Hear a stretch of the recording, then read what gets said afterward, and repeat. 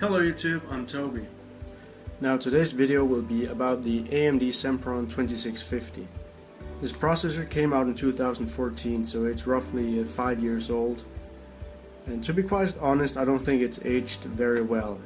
This processor utilizes the AM1 platform, and from what I've learned, it seems to be the lowest performing CPU on the AM1 platform. Now the processor itself has 2 cores and 2 threads. It's clocked at 1.45 GHz. It's got 1 MB of L2 cache and a TDP of 25 watts, so it's a very power efficient chip, it's just not very powerful. Furthermore, it seems that the memory controller within this chip only supports 1333 MHz DDR3 RAM and only up to 16 GB of it. Finally, this processor is an APU, accelerated processing unit, meaning that it has integrated the graphics. The integrated graphics in this is the Radeon HD 8240. The system we'll be putting this processor in is just a standard ITX board with the AM1 socket. It's got room for 2 DIMM slots and 1 PCIe Express slot.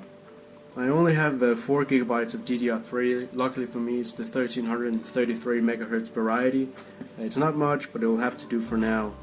For storage, we have an 80 GB 7200 RPM hard disk drive. I know an SSD might have been better to give this system a fair chance, but once again, it's what I had, and pretty sure that's what these processors are being used with. Now, I have a variety of tests for this system, but I figured we'd start with Cinebench R15. This didn't go very well. As you can probably tell, it's very slow, and we ended with a score of just 50 points. Firing up the OpenGL render test, it seemed pretty much just like a run-of-the-mill PowerPoint show, and we ended with a measly score of 9.89 frames per second. The next benchmark I wanted to run was the user benchmark, which runs in your browser.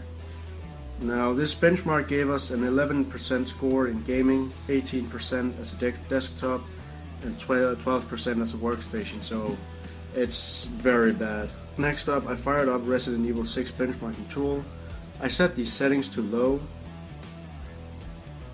and once again, it seems like it's pretty much just a PowerPoint show running. We ended with a score of 798.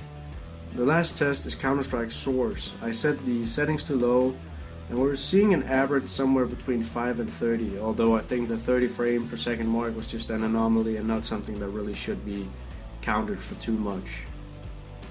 So it's pretty clear by now that this processor is aged very poorly, and it's well, not doing very good. It's, to say it honestly, it really sucks.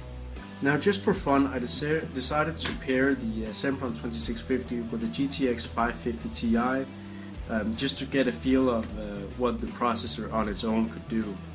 And truth be told, it really couldn't do that much. In the OpenGL test, it scored 15.56 frames per second, which is way below what I got with the Phenom 2 on this graphics card. So it's already very obvious that this processor is holding the GTX 550 Ti back. Now, I also wanted to run the user benchmark with the 550 Ti in it, and to be quite honest, I was hoping for a higher score, and it did. The score in gaming did climb, but just to 13%. Desktop and workstation is still stuck at 18 and 12%, so no difference there. The next benchmark I ran with the GTX 550 Ti was Resident Evil 6 benchmarking tool. Set the settings to low again, and we saw a score of 2626, which is once again way below what this card usually gets, again meaning that the Sempron is acting like a bottleneck in this system. Now, the final benchmark with the 550 Ti was Counter-Strike Source. And I really wanted to try out the Counter-Strike Global Offensive, but after this test I realized that that's not going to happen. Anyway, Source was running with a mixture of low and medium settings, and we're seeing a frame rate somewhere between 7 and 20 frames per second. So our minimum frame rate had increased, but not much. And to be honest, this is the point where I realized Counter-Strike Global Offensive was not going to run on this system. Now, my final thoughts on this processor are, well, internet browsing in general was quite slow, not doing anything, just browsing internet, and downloading drivers and everything just seemed to take forever. starting up the system also takes forever, but that could just be because of the hard disk drive. Now I think I owe to tell you why I bought this back in the day, and that was pretty much just because I didn't know much about computers and I just needed something cheap to play around with. And well, cheap I got. I really have a hard time figuring out what the Sempron 2650 is supposed to be and what it's supposed to do. Back in the day it's probably had a place, but in the modern world it's just too slow for pretty much anything. Maybe if you're doing a retro build or something it might be fine, or doing emulations, but to me this processor is dead, and it was always dead. Alright, so that was my video on the Sempron 2650.